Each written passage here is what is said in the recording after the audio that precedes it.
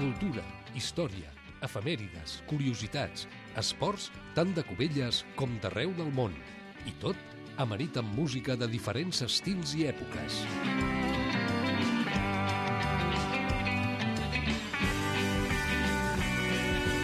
Això és Can 60, un desordre radiofònic dirigit i presentat per Joan Vidal.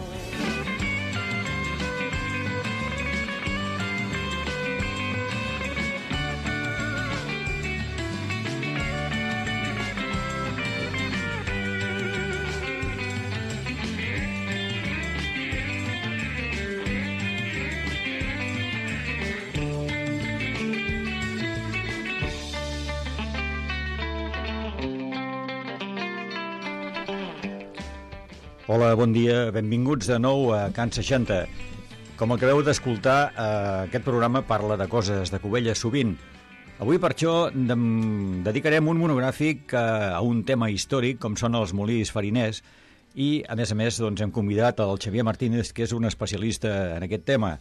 En l'anuari del grup d'estudis cubellencs Amics del Castell, doncs des de fa molts anys ell va escrivint sobre les masies de Cubelles i, per extensió, sobre els molins fariners. Per tant, avui aquest programa, Històries de Cubelles, amb Xavier Martínez i els molins fariners.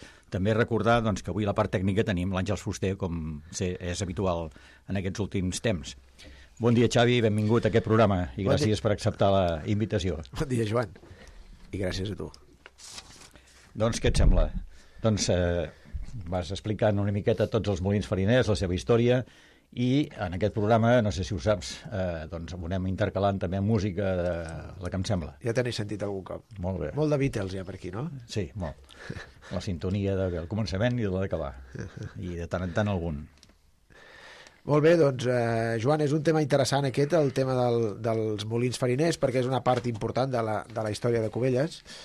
És una part del que els tècnics, els entesos en la matèria, li diuen la Cubelles preindustrial, perquè Cubelles tenia diferents activitats que es coneixen com a anteriors a la indústria, com eren els molins fariners, els pous de glaç i els pous de calç, no? Per fabricar la calç.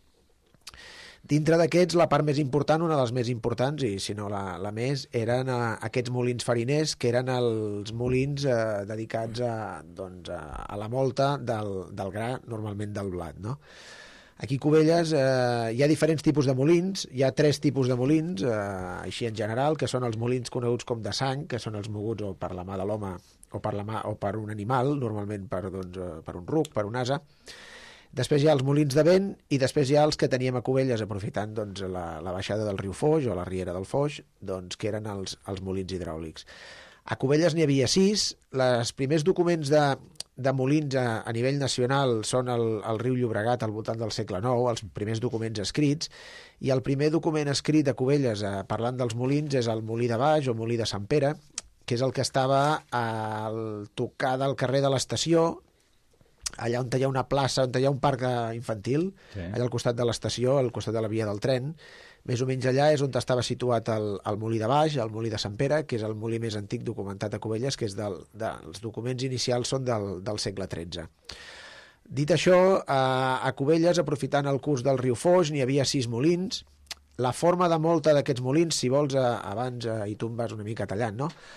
O vas comentant. La forma de molta d'aquests molins era una forma coneguda com a vessades, és a dir, el curs del riu Foix no era un curs constant, sobretot s'aprofitava les pluges de la tardor, de la primavera, però hi havia parts de l'any en què no hi havia curs fluvial. De fet, hi ha diferents documents que són curiosos en què parlen de que el riu Foix, malgrat ara no baixa perquè hi ha el pantà, però abans tampoc no baixava de forma continuada. De fet, per exemple, hi ha un lloguer del molí de l'Estaper, un dels que en parlarem, de mitjans del segle XVII, on te parla de que el lloguer, l'arrendatari li pagarà a l'arrendador el lloguer tant si hi ha aigua com si no hi ha aigua. Era una condició explícita que feia, per tant ja indicava que potser no baixava aigua. I de fet, quan Cunit va començar la separació del terme de Cubelles, va començar al segle XVIII i la va concretar al segle XIX, la part eclesiàstica, el 1805 va haver-hi una concòrdia en el que els cunitencs es queixaven de que per complir amb els sagraments havien de venir fins a Cubelles i havien de creuar el riu Foix. I en la seva defensa, mossèn Dalmases, que era Bonaventura Dalmases, el mossèn de Cubelles en aquella època, va argumentar que, de fet, tenia altres feligresos que vivien a l'altra banda del riu, com per exemple Roca Crespa, que vivien a l'altra banda del riu Foix, i que en els darrers 2 anys no havia baixat aigua pel riu. I, per tant, tampoc era difícil de creuar. Per tant, el 1805 tampoc no baixava aigua pel riu. Per tant, aquest riu és un riu molt intermitent i va propiciar la tipus de molta que es deia abassades, que era aprofitant una bassa d'aigua. Curiosament, d'aquestes basses d'aigua només en queda una a Cubelles, que és la del Molí Nou, que és el darrer molí que es va construir a Cubelles, que es va construir, el primer esment és de finals del segle XVIII, el Molí Nou, que de fet hi ha un barri que es diu el Molí Nou, i un carrer que es diu el Molí Nou, i està força ben conservat el que és l'estructura del molí, i a la part del darrere encara s'hi veu la bassa amb el mur que protegia l'aigua i que portava fins al molí. Molt bé. Escolta, Xavi, si et sembla, fem una petita pausa musical, que és el que fem habitualment en aquest programa, i posem la primera cançó que porta per títol Una matinada fresca, i és a càrrec de Jordi Pujol. Jordi Pujol era un cantant que va formar un duo als anys 60 amb el Pau Riba, i en aquest cas aquest tema anava amb l'àlbum Folk 5 de 1975, que era un àlbum del grup de folk. En aquest cas, Jordi Pujol i el grup de El Sac interpreten Una matinada fresca, una cançó popular que és molt adient per aquesta època de l'any, per la tardor.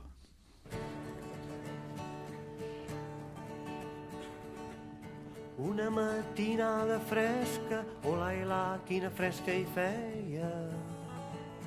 Vaig sortir per anar a caçar, hola, quina fresca hi fa. No en trobo perdiu ni guatlla, hola, quina fresca hi feia. Per a poder-li tirar, hola, quina fresca hi fa. Sinó una pobra pastora, hola, quina fresca hi feia. Que en guardava el bestiar, hola, quina fresca hi fa. Ja l'en trobo adormideta, hola, quina fresca hi feia. A la vora d'un canyar, hola, quina fresca hi fa. De tan boniqueta que era, hola, quina fresca hi feia. No l'en goso despertar, hola, quina fresca hi fa. M'acullo un pom de violes, hola, quina fresca hi feia. I el pit les hi vaig tirar, hola, quina fresca hi fa. Les violes n'eren fresques, hola, quina fresca hi feia. La pastora es despertà, hola, quina fresca hi fa. No em diríeu la pastora, hola, quina fresca hi feia. De qui és el bestiar, hola, quina fresca hi fa. Les ovelles ne són meves, hola, quina fresca hi feia. Els moltons del meu germà, hola, quina fresca hi fa. Les cabretes ne són meves, hola, quina fresca hi feia. Els cabrits del rabadà, hola, quina fresca hi fa. No em diríeu la pastora, hola, quina fresca hi feia. Si us els voldríeu jugar, hola, quina fresca hi fa. Ja entreu en un joc de cartes, hola, quina fresca hi feia. I se'n posen a jugar, hola, quina fresca hi fa. Lo caçador n'era pràctic, hola, quina fresca hi feia. Totes les hi va guanyar, hola, quina fresca hi fa. Ara que m'heu guanyadeta, olai-la, quina fresca hi feia. A on me'n fareu anar, olai-la, quina fresca hi fa. A les muntanyes més altes, olai-la, quina fresca hi feia.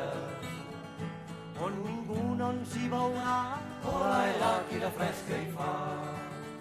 Si no els ocellets que volen, olai-la, quina fresca hi feia. Que no en saben de parlar, olai-la, quina fresca hi fa. Que en tenen la llengua curta, olai-la, quina fresca hi feia. I no la saben fer anar, olai-la, quina fresca hi fa. En passar un de xerraire, olai-la, quina fresca hi feia. Tot ho va anar a comptar, olai-la, quina fresca hi fa. La la la la la la la la la la la la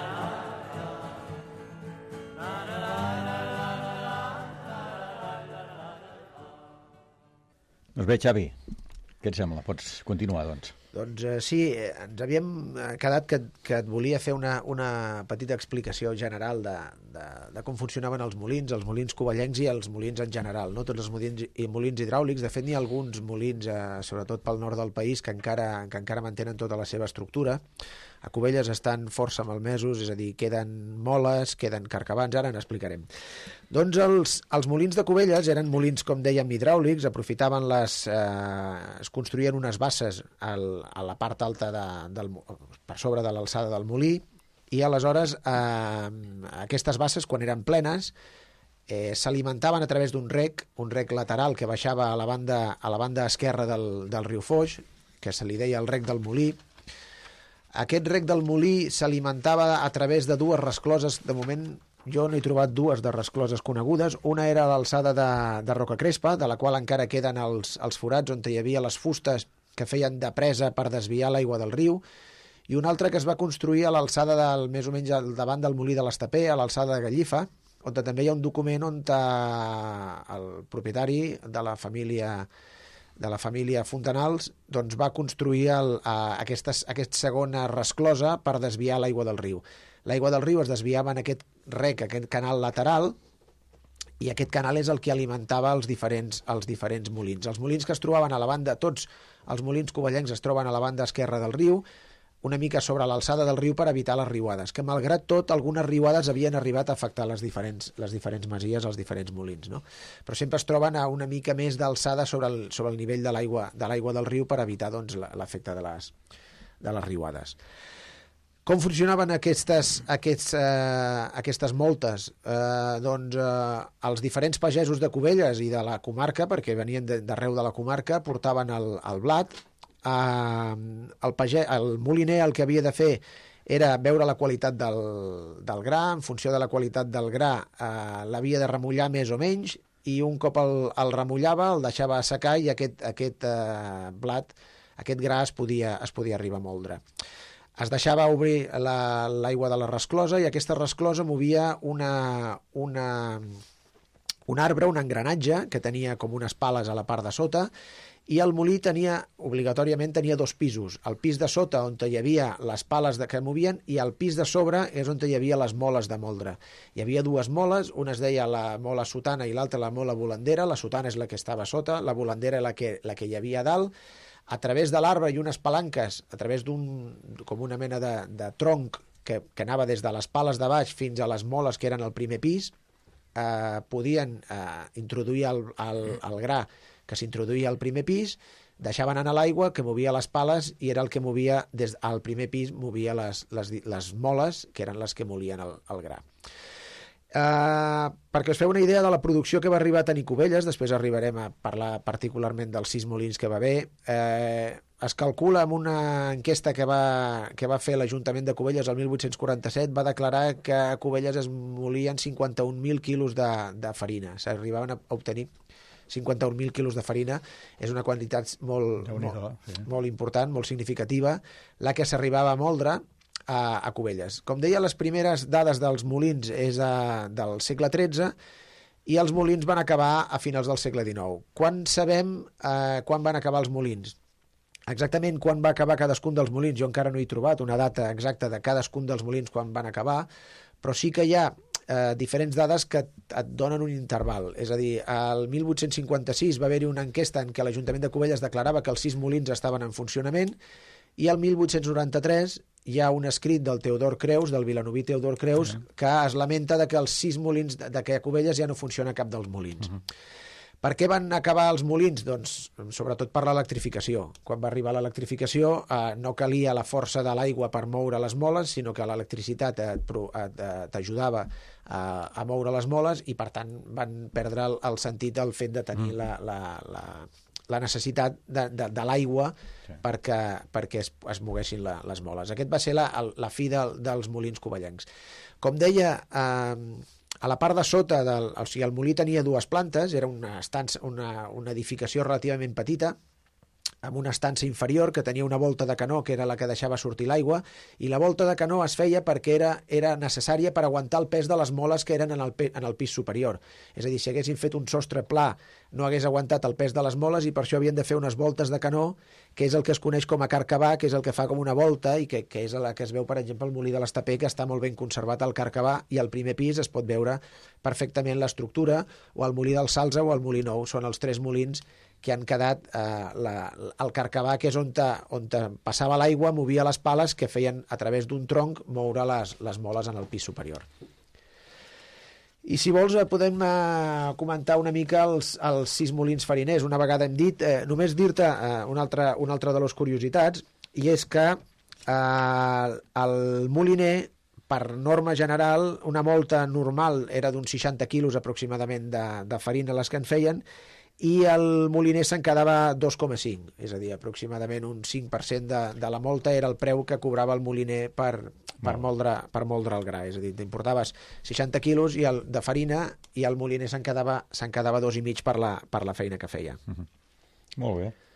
Doncs que anem un per un? Sí, si vols podem repassar alguns i a la gent suposo que li farà gràcia reconèixer alguns dels indrets de Cubelles com a antics molins fariners. Perfecte, doncs primer fem una altra pausa musical i escoltarem un tema de Janis Joplin. Janis Joplin va ser una cantant que va morir molt jove, va morir amb 27 anys, nascuda a Port Arthur, a Texas, el gener de 1943, i va morir a Hollywood, a Califòrnia, el 4 d'octubre de 1970. La Janis Joplin va ser una cantant de rock and roll i de blues, i la seva veu i el seu esperit rebel la van convertir en una de les artistes més estimades del moviment contracultural de finals dels anys 60.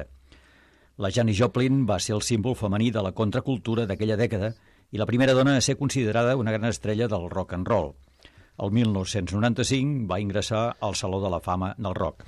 El tema que escoltarem de Janis Joplin, a mi particularment és una de les cançons que m'agrada més, porta per títol Me and Bobby McGee. És una cançó escrita pel compositor i actor nord-americà Chris Christopherson, que també té una versió seva, i el també compositor Fred Foster. Una versió pòstuma llançada per Janis Joplin va encapçalar les llistes de singles dels Estats Units el 1971, és a dir, quan ella ja estava morta. I això vol dir que és la segona vegada que als Estats Units una cançó llançada pòstumament arribava al número 1. El precedent era Sitting on the Dock of the Bay de Otis Redding. Escoltem doncs ara Me and Bobby McGee amb la Janis Joplin.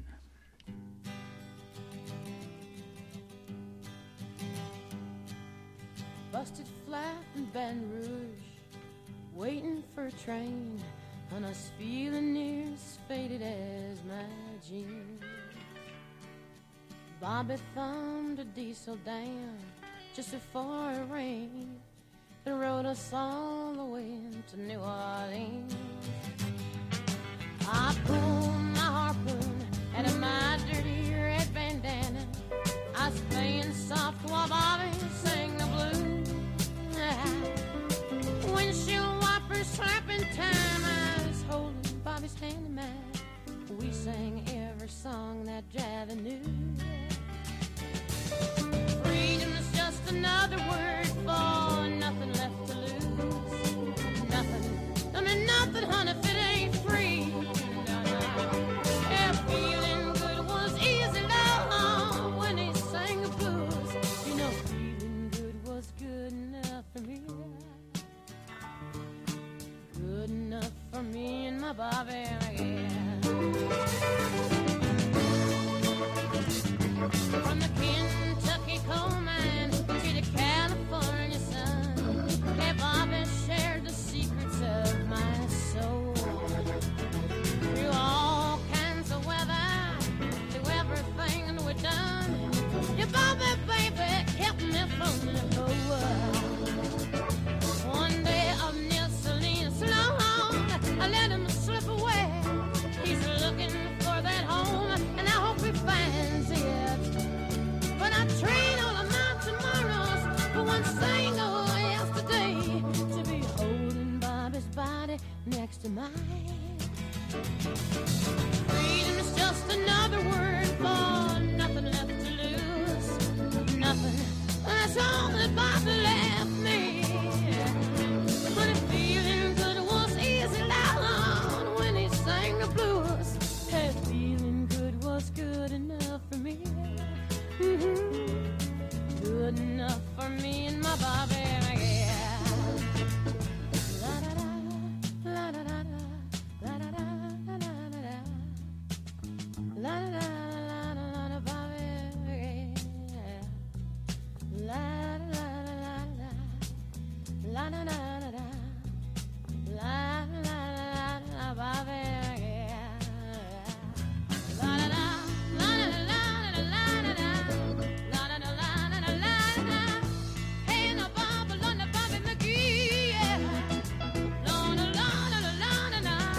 la da la da da.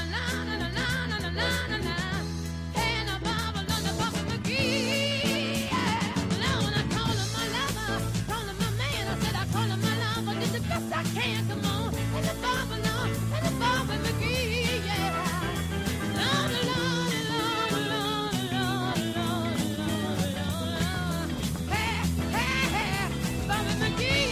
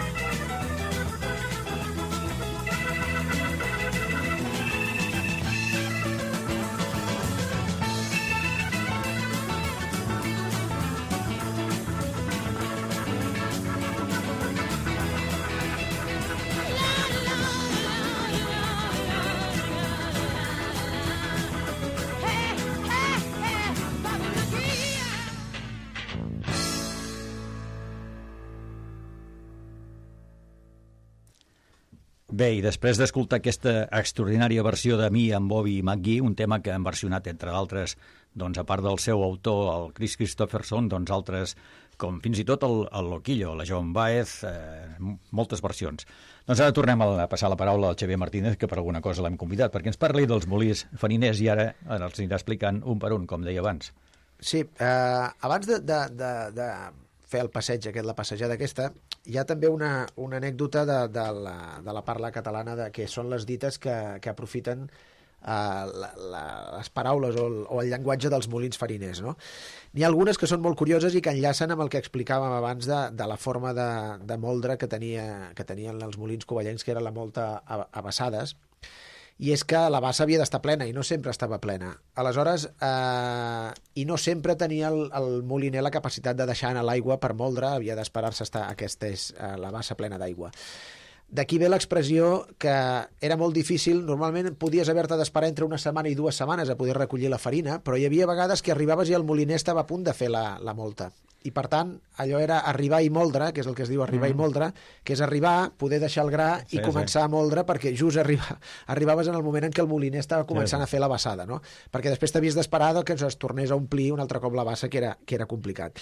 Després, el que dèiem, no? El moliner es quedava 2,5 quilos de cada 60, però evidentment tu no sabies quanta molta havia fet i per tant t'havies d'enrefiar del moliner, i per tant els moliners sempre havien estat gent de malfiar perquè mai sabies del cert si t'estaven donant la quantitat de farina que tocava, no? I d'aquí hi ha l'expressió que diu que que 100 sastres, 100 teixidors i 100 moliners, 300 lladres, o un altre que diu de moliner mudaràs, que de lladre no podràs. Com diria el Ramon, aquesta feia temps que no l'havia sentit mai.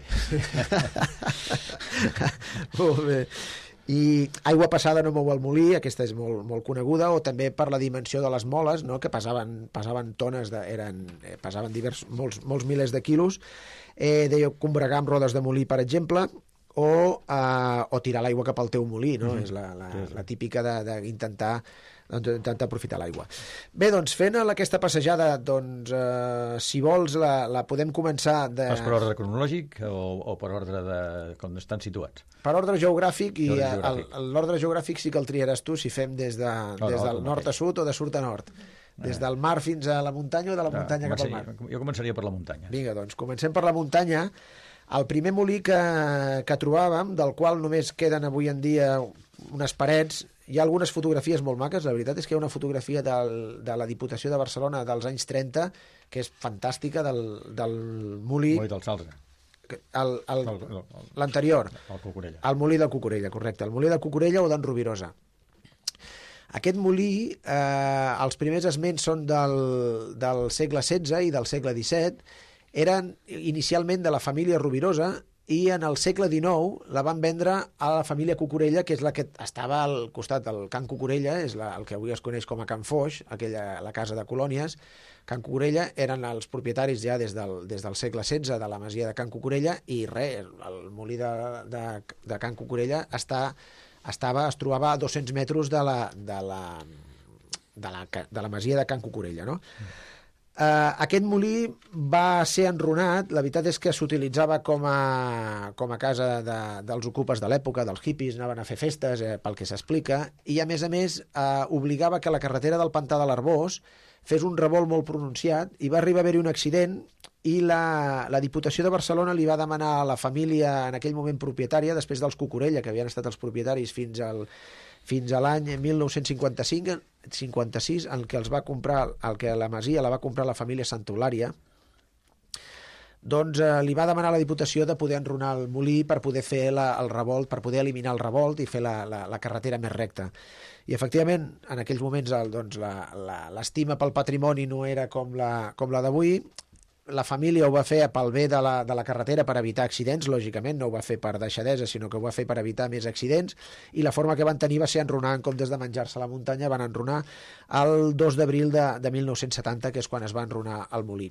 Avui en dia només queden 3 o 4 parets, entre els esbarzers es pot arribar a veure el que era el molí, i si et sembla, ràpidament només et faré va ser propietat, com deia, de la família Rovirosa en principi, que eren els propietaris de Roca Crespa, i a partir del segle XIX va ser propietat dels Rovirosa, i després ja, quan no era molí, va ser de propietat dels Santa Eulària des del 1956, que són els actuals propietaris. Les dues filles de la família Santa Eulària són les actuals propietàries de Can Cucurella i del que queda del molí d'en Rovirosa. Si et sembla, llegirem només unes paraules del Xavier Virella, em sembla molt bé. Que l'any 1966 descrivia el que encara era el molí, perquè encara no s'havia enrunat. Recordem que es va enrunar el 1970.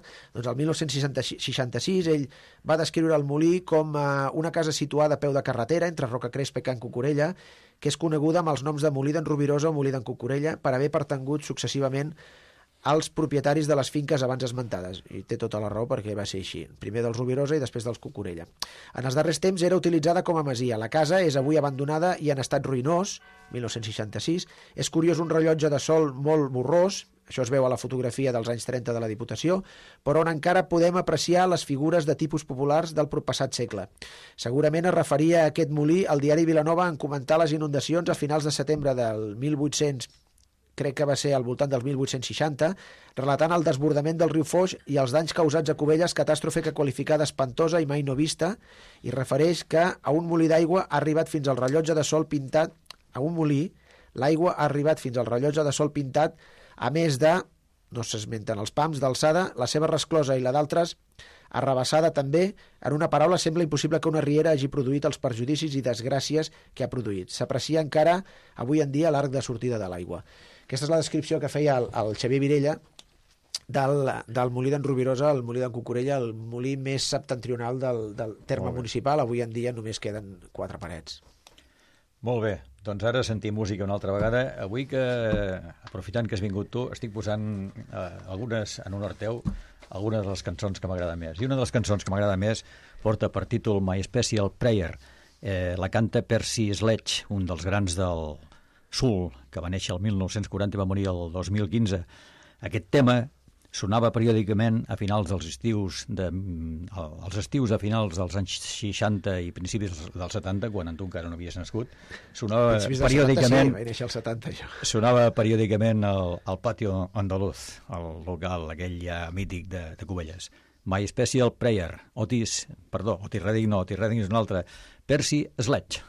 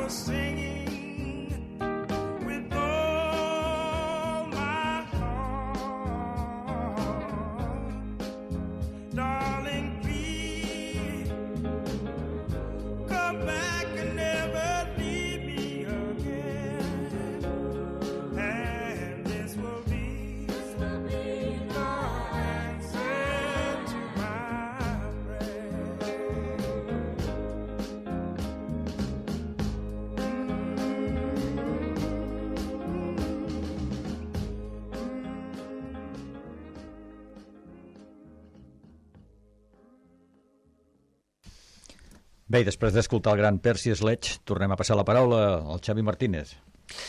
Bé, doncs continuem cap a, en aquest cas, baixant el riu Foix.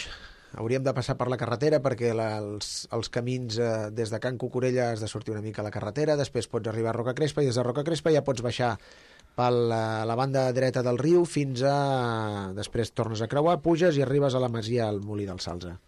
Molt bé, i què em dius?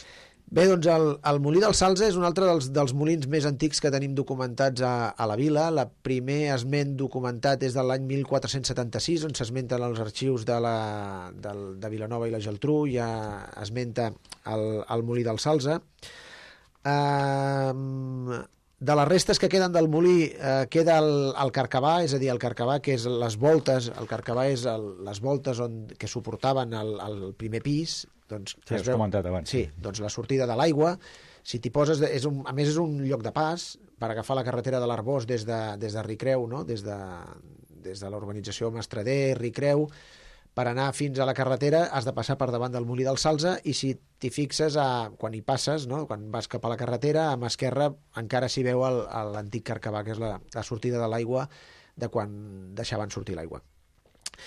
Aquest molí té alguna dada curiosa. Va ser de la família Gassó, després de la família Ballester, després va ser de la família Rovirosa, de la branca de l'Ofrara, no de la branca de l'Hereu, de la branca propietària de Rovirosa, sinó d'una segona branca del Rovirosa de Rocacrespa, l'Ofrara, i aquests el van vendre a l'apotecari de Vilanova, que era el farmacèutic de Vilanova, que era la família Galtés. I després, curiosament, i això no hi ha cap document, sinó només ha estat... torna a ser de la família Rovirosa, que són els actuals propietaris. Aquests sí que són els propietaris, la família Rovirosa, l'Hereu, o sigui, els germans Rovirosa són els actuals propietaris del Salze, a banda de Rocacrespa també són del Salze, i ells, i això és memòria popular de la família, i la veritat és que amb algun canvi, però sempre que donen alguna dada normalment l'encerten, diuen que van recuperar la propietat al segle XIX perquè al seu avantpassat li va tocar la loteria.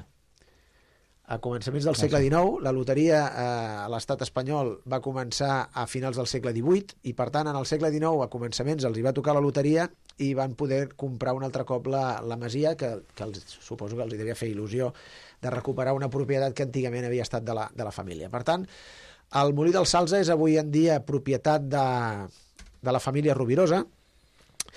I si vols, doncs, com que hem llegit algun text antic, doncs també te'n llegiré un del 1759, que és un document del notari Cassany de Vilanova, on te parla de la família Galtés. La vídua Galtés fa inventari de les propietats del seu marit, Josep Galtés, que era l'apotecari, que era el farmacèutic de Vilanova, que era el propietari del Molí del Salze, i descriuen el molí com tota aquella casa i molí d'aigua fariner, nomenat lo molí del Salzer, amb sabassa i moles corrents, junt amb tots los demés adherents per moldre, amb son hortet de regadiu, detinguda d'un cortó i mig de llavor, de cànem, de sembradura, amb 2 jornals poco més o menys de muntanya contigua a la dita casa situada en lo dit terme del castell de Cubelles, la qual casa, junt amb lo molí i terres, afronten a sol ixent, migdia i ponent, amb la peça de terra sobredesignada, i a tramuntana amb honors de Jaume Rovirosa, pagès de la sobredita quadra de Rocacrespa. Doncs això és el que podem dir del Molí del Salze, un molí molt antic, ja datat en el segle XV a Cubelles, que ha arribat fins als nostres dies, i del qual, doncs, si més no, queda l'antic carcabà com a herència, com a mostra del que va ser l'activitat farinera. Molt bé, i el Molí del Salze, que deu ser dels més antics, ja saltem al Molí Nou, no? Geogràficament parlant. Correcte, ja saltem al Molí Nou. Al Molí Nou es parla, hi ha alguns historiadors de Cubelles que parlen de que enllaça amb un antic molí que es deia el Molí del Mastrader.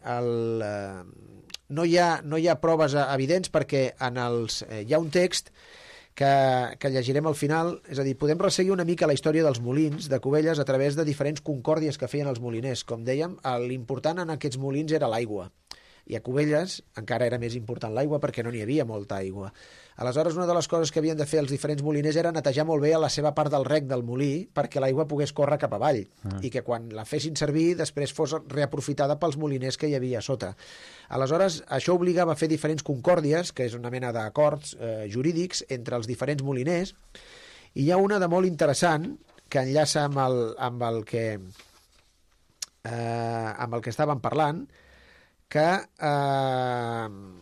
parla de la concòrdia que parla dels diferents propietaris que hi havia en els molins de Cubelles. La concòrdia és de l'any 1744 i en aquesta concòrdia no surt el Molí Nou. Quan acabem de la concòrdia tornarem a la història del Molí Nou. Però aquesta ens serveix per dir que el 1744 a Cubelles només hi havia 5 molins. Si llegim la concòrdia també amb el text de l'època del 1744 és certament curiós, perquè diu que la concòrdia la fan Ramon Rovirosa, pagès de la quadra de Rocacrespa, terme i parròquia de Santa Maria de la Vila de Cubelles, bisbat de Barcelona, com a duenyo, amo, senyor i possessor, que és del molí nomenat d'en Rovirosa, situat dins el terme del castell de Cubelles. Una. Josep Galtés, apotecari de Vilanova de Cubelles, del dit bisbat i familiar del Sant Ofici. El familiar del Sant Ofici eren els representants de la Inquisició, Cada poble en tenia un. Aquí a Cubelles van ser la família Rovirosa i la família Lleó, van ser familiars del Sant Ofici, i a Vilanova ell era el familiar del Sant Ofici. El familiar del Sant Ofici tenia diferents prerrogatives, una de les quals és poder-te acusar de no seguir la rectitud cristiana. Per tant, era una persona molt important. El propietari del molí del Salze ho era. Com a amo, senyor i possessor del molí nomenat del Salze, Isidro Fultanals, pagès de la quadra de Gallifa, del dit terme parròquia i parròquia de Cubelles, com a duenyo, també senyor i possessor del molí nomenat de Nestapé, situat en dita quadra. Marina Prats, vídua d'en Anton Prats, pagès de la mateixa quadra, com a tenotària i usufructuària de l'heretat i béns que foren del dit que fou son marit i en dits noms tenint i posseint lo molí nomenat d'en Genot, situat en la mateixa quadra, i Joan Mallofré, pagès de la dita vila de Cubelles, com a amo, senyor i possessor del dit molí nomenat de Baix, situat fora los murs de la dita vila de Cubelles. De part altra, són estat fets, pactats, firmats i jurats los capítols i pactes avall escrits i següents. No direm els pactes que eren.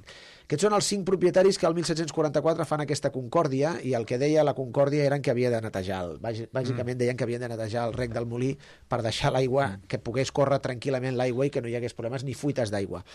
Per tant, aquest molí, el Molí Nou, no existeix. El primer esment que hi ha del Molí Nou és de l'any 1796, on es diu que la Maria Fontanals es bateja Maria Fontanals i Borràs, i la Maria Fontanals era filla d'Isidre Fontanals, moliner del Molí Nou de la quadra de Gallifa.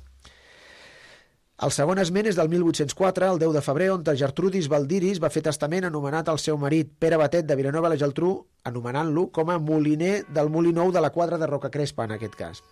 Aquests són els 2 esments principals que hi ha d'aquest molí.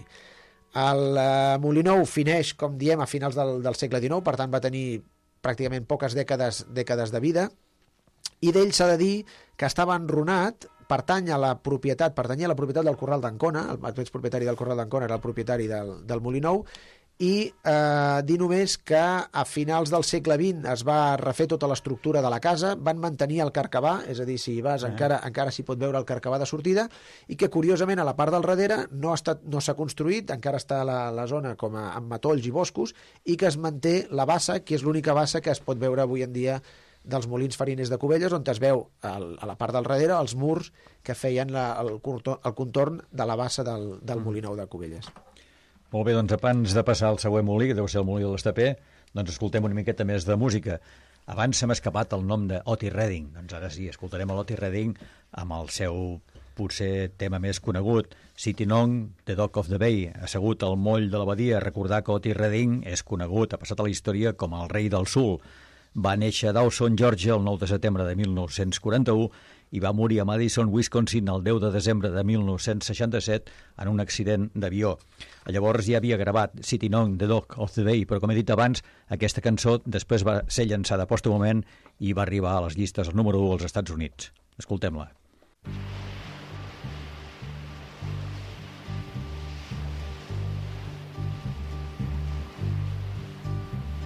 Sitting in the morning sun, I'll be sitting when the evening comes, watching the ships roll in, and then I'll watch them roll away again.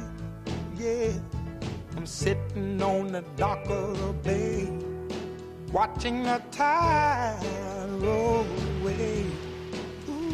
Just sitting on the dock of the bay, wasting time.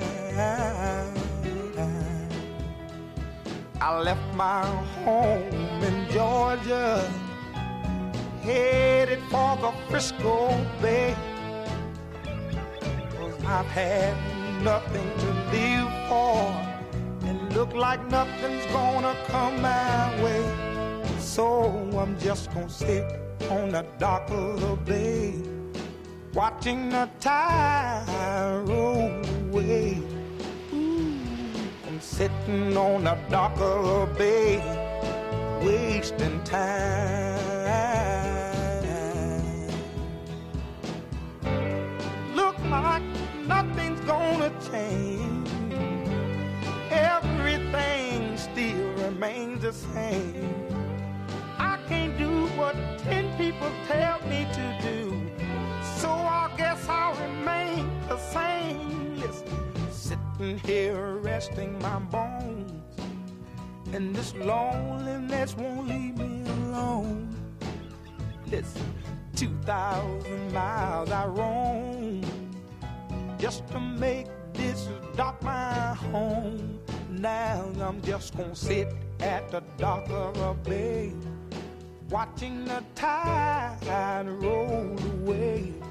Ooh, I'm sitting on the dock of a bay, wasting time.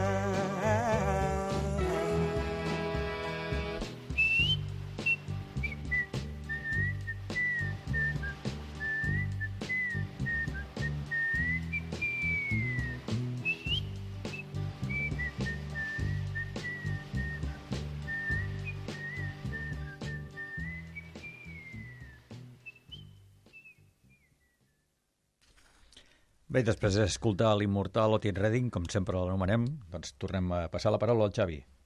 Bé, doncs, continuant amb el recorregut, el següent molí que trobem és el molí de l'Estaper, que està al costat de la carretera o la pujada de Corral d'Ancona, des de la carretera de Mastreder, doncs, per anar al Corral d'Ancona i a la pujada. Dir aquest molí que és el més ben conservat de tots els molins de Covellencs, perquè el molí es trobava fora del que era la masia, es troba pràcticament a 30-40 metres del que és la masia, per tant és el més ben conservat, conserva la doble estructura de 2 pisos, conserva el carcabà, i el que sí que no conserva és la bassa del molí, perquè lògicament un cop perdien la funcionalitat d'emmagatzemar aigua, la reaprofitaven o per conrear o per altres usos. Del molí de l'Estaper dir que va ser propietat de la família Ramon, després va ser propietat de la família Estaper i després va ser propietat de la família Fontanals, fins que va perdre la funcionalitat de molí. Després, durant el segle XX, ha tingut diferents propietaris fins a arribar a la família Carreras, que són avui en dia els actuals amos. Ja com a anècdota, a part de que és el molí més ben conservat, és que el primer propietari documentat, en Joan Ramon, era un occità. Aquesta és una part que els Amics del Castell la vam treballar a través d'un treball que va haver-hi especial en un monogràfic dels Amics del Castell, però sí que és curiós que l'any 1637 es va fer un cens dels occitans, dels covellencs o dels catalans d'origen occità, i a Cubelles en va haver-hi, si no m'equivoco, una trentena de covellencs que van declarar que eren d'origen occità, que eren nascuts a l'actual estat francès, i un d'ells era el Joan Ramon, el propietari del molí de l'Estaper, i ell en la seva declaració, que també per recordar una mica la terminologia que utilitzaven, va dir: em dic Joan Ramon, soc moliner en dit lloc de Cubelles, habitant dit senyor, jo sóc natural de Vilafranca de Roerga, el bisbat de Rodès, regne de França, d'edat de 60 anys, poc més o menys, i vaig venir a aquesta terra molt petit i hi havia 40 anys i més que habito en el dit lloc de Cubelles. Soc senyor casat amb Elionor Solera, natural del mateix lloc de Cubelles, i d'una altra muller, abans que aquesta tinc 2 fills de 18 anys, l'un i l'altre de 15, i 2 filles, l'una l'altra filla d'una altra muller, primera, la que es diria Àngela Bernada, i la segona Magdalena Castellví, totes naturals d'aquests contorns. No tinc, senyor, cap bé que el meu gendre em dóna de menjar, no tinc parents en aquesta terra. Aquest és l'origen dels occitans, l'única família dels occitans dels que van fer la declaració, que avui en dia encara es manté a Cubelles, és la família Granell, Cal Granell. El Gaspar Granell va ser un dels occitans que va fer aquest cens a l'any 1637, i un altre va ser doncs, el propietari del molí de l'Estaper. Molt bé, i llavors ja passem al molí de l'Anton, o al molí de la Palma. Correcte, el molí de l'Anton, el molí de la Palma, com es diu ara. El molí de l'Anton, la seva història és relativament senzilla, es troba on avui en dia el molí de la Palma, propietat de la família Oliva i de la família Pineda. El molí es trobava situat on avui en dia hi ha el que es coneix com a Cala Coloma, que és propietat de la Coloma, i va ser propietat de la família Prats des del segle XVI fins als finals del segle XIX. Avui en dia és propietat de la família Oliva. Molt bé. Es va dir molí, només dir ràpidament que es va dir molí de l'Anton perquè un dels seus propietaris es deia Anton Prats. També es va dir molí d'en Janot perquè un altre dels seus propietaris es deia Joan Prats. i el molí de la Palma perquè devia haver-hi alguna palma. I ara ja anem pel darrer dels molins covellencs, que és el molí de Baix. Era conegut com a molí de Sant Pere perquè pertanyia al priorat de Sant Pere, a la mota de Sant Pere. Abans hi havia un priorat i aquest priorat tenia aquest molí. És el que més antigament documentat, està documentat des del segle XIII i doncs, va arribar com la resta de molins covellencs fins al segle XIX. Va ser propietat de la família Baldiris, de la família Lleó, de la família Ballester, de la família Mallofré, i de la família Mallofré va haver-hi un casament de la pubilla Mallofré, amb la família Coca de Vilanova, que van ser els darrers propietaris, els Coca de Vilanova, que suposo que molta gent de Cubelles els coneixerà. Sí, tant. Escolta, fem una altra pausa musical, ja l'última d'aquest programa, perquè se'ns va acabant el temps, i escoltarem ara Lluís Llach amb el tema Vaixell de Grècia, una cançó que anava amb l'àlbum I si canto trist de 1974. Vaixell de Grècia, Lluís Llach.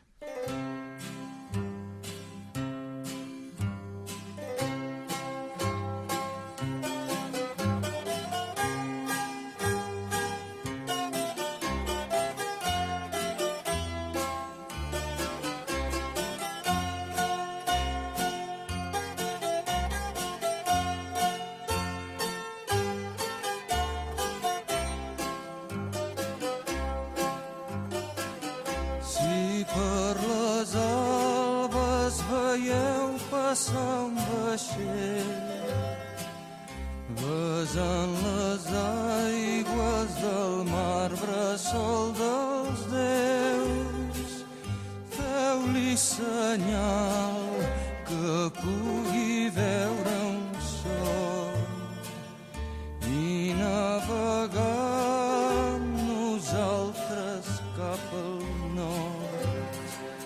Si no du xarxa ni orsa ni timó, no penseu mai que ho hagi perdut tot, que el poble sempre podrà inflar el velant per guanyar onades fetes de por i de sang. Vaixell que plores igual que plora el meu, que dus la pena i el dol que porta el meu.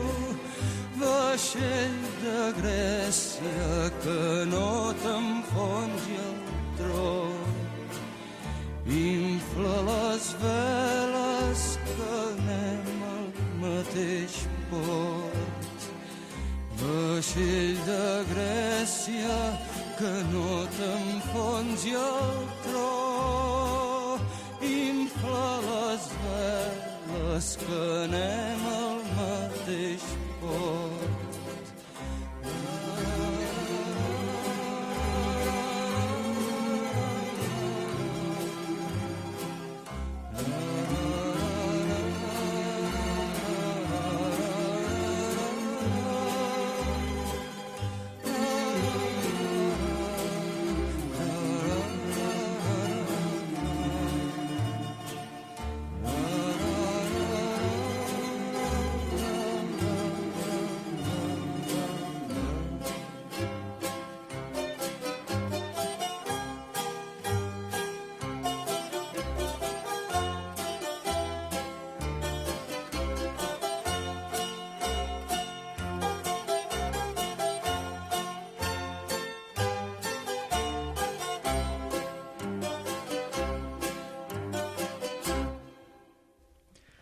Bé, se'ns acaba el temps.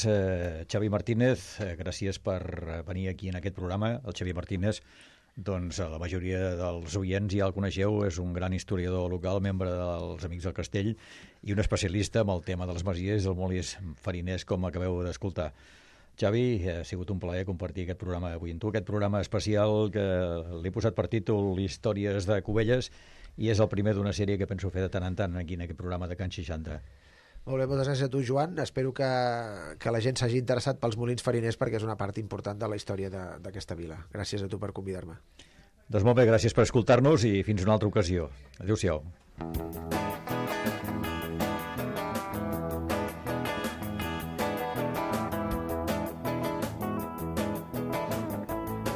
Heu escoltat Can 60, un desordre radiofònic dirigit i presentat per Joan Vidal.